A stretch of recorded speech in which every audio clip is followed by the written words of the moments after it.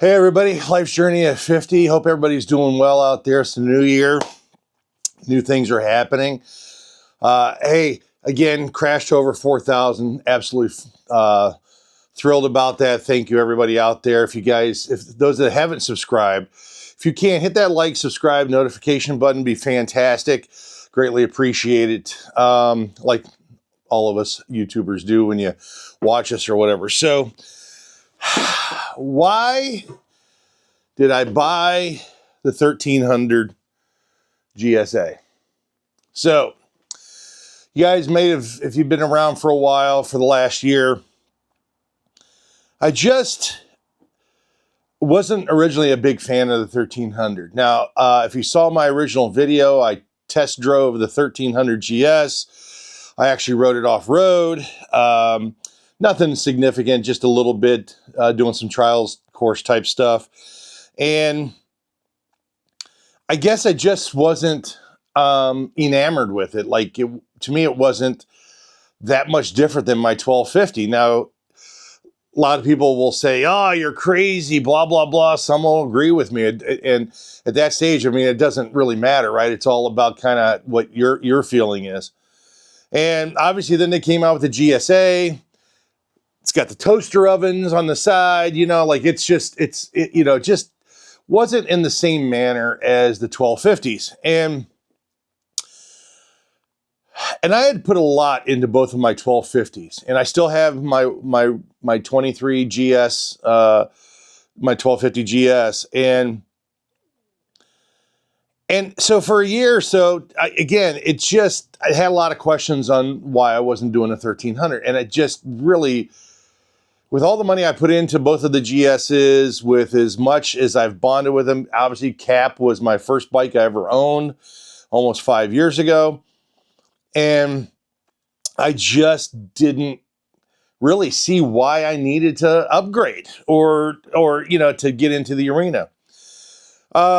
So as time marches on, right, the aesthetics of the bike, the first initial impression goes away, and then you see the bike, and then I started having discussions with other people, and let's face it, folks, this is the YouTube thing, and if you're going to get caught up in doing this YouTube stuff, you kind of have to stay a little bit relevant, a little bit current. So that was probably another thing that was driving this, is that I have two 1250s, like, what's different about my channel, or, and there's been so much content over the last, whatever, how many years.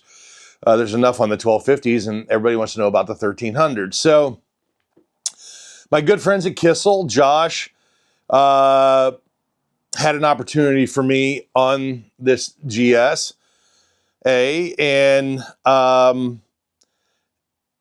he was very generous in what he thought the value of Cap was to me as well. So obviously that is a big factor, right, of just doing that.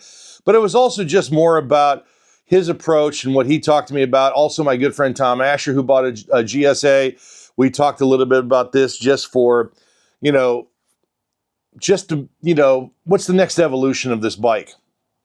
So it was, like I said, if you saw my other video, it was very hard for me to part from Cap, and I haven't come up with a name yet. Maybe there's some folks out there that might drop a name or whatever, but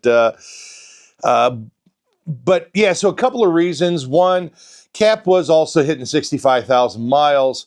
As you know, probably Cap's been through a lot. Now, again, I've got service records, probably a stack that deep of me, doing everything to restore it. And it whoever's going to get that bike is going to get a real nice bike. If you can't afford a new one, obviously, and you're looking for something that's kind of set up already a little bit, it is a fantastic bike. I almost kept it. But it was just time to venture into the new arena. These are not going to go away. I ride these bikes off road, so I'm that's part of it. I wanted the challenge again, to continue to keep growing and to see what this new bike's all about. So that had a lot to do with it. Cap was, you know, again, not that there was any issue. Like I said, there were absolutely no issues. It's just that for content reasons and to move on to something new, that and then the opportunity for the GSA came up versus a GS. That really kind of threw everything together, and that's kind of you know, got caught up in a frenzy or whatever, and that's how this came to be. Now, what I will say, and if you've seen my first video on me riding the first time, my experience on it, there are some minor things that obviously I miss, you know, and again, it's just, if you've ridden a 1250 or have a 1250 and you're going to the 1300, there are just little things that you miss on the 1250 because you've become so inclined just automatic, right? I do miss the fact that they took away the heated, you know, for the grips and the seat. They took that away as the, you know, to the startup. And then the other button on the other side for like auxiliary lights and stuff like that, they've made this button where you got to go in and you got to toggle and do all that stuff. And it's a little bit of a pain in the butt, to be quite honest with you. And I think the biggest drawback so far that I'm having is, and I said this in my video earlier, is just the noise level of the engine. It just makes a lot more noise than the 1250. And now to me, a lot more noise might not be a lot more noise to you. It might be a little bit louder. It might not even be louder. Who knows? It might be the same for you. I don't know. But for me so far, this engine is just louder than the 1250. I could just hear the noise of it more. I guess it resonates more with me.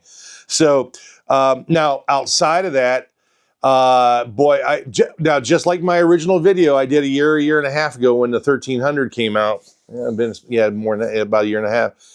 The throttle response and everything, man, it cracks right on. So versus the 1250, and I always felt my 1250, even in dynamic mode and everything turned on, that when you gave it the gas, there was just this like little, almost like a rubber band where it kind of wanted a slingshot to go. This is immediate, you know, response, in my opinion.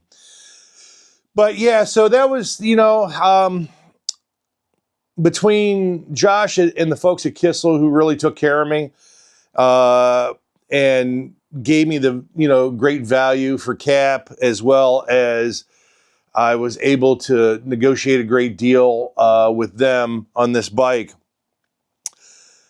So far, pretty pleased with it. Now, granted, you see I've got a new wrap for her and everything like that.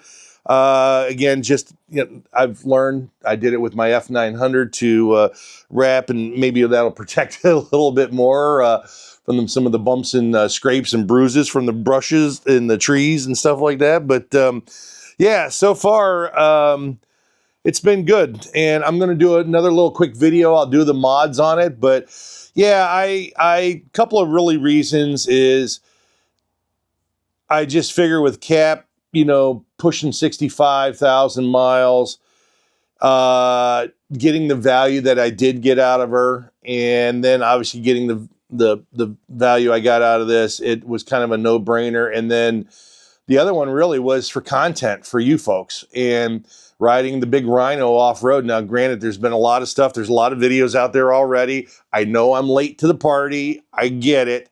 But I think for someone that, again, at this stage of life and riding these bikes off-road and stuff, gives a lot of perspective to folks out there that are looking to potentially riding bigger bikes off-road versus riding all the, what I call the little bikes. So, which I don't do sometimes well on the little bike either. So it's all fun. But yeah, so that's the reason why I bought it.